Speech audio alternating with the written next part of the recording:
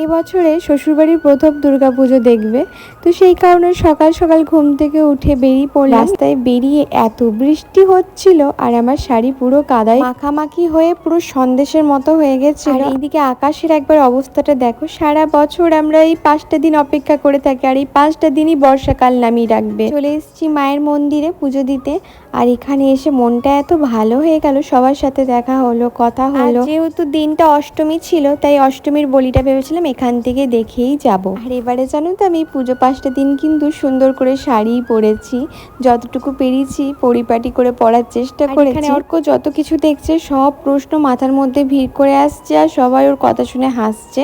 তো এখানে বলির প্রস্তুতি নেওয়া হচ্ছিল, আমি জানি না এখানে কি বলি হতো, তবে এবারে দেখছি চাল কুমড়ো বলি হচ্ছে।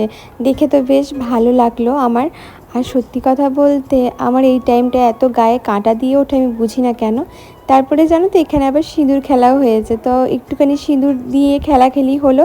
এখানে অর্ক ঢাকটাও বাজাবো বলছিল, তারপরে সবটুকু এখানে একটু মজা টজা করে নিয়ে আমরা বাড়ির দিকে রওনা দিলাম।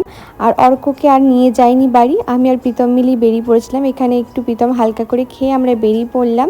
তো আমি আর প্রীতম এখানে যেতে যেতে দেখলাম এখানে একটা সুন্দর কাশবনের মতো আছে, তো একটুখানি ছবি টবি তুলছিলাম। আমার তো এটা দেখে বেশ ভালো লাগলো।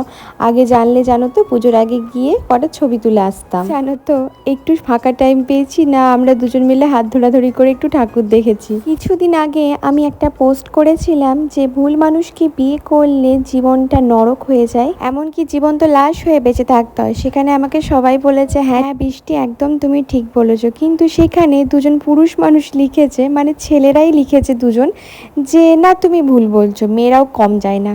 আসলে পোস্টটা কিন্তু কোনো ছেলে বা মেয়ে হিসাবে আমি বলিনি, সেই ভুল মানুষটা একটা ছেলেও হতে পারে আবার একটা মেয়েও কিন্তু হতে পারে, সেটাই বলেছি।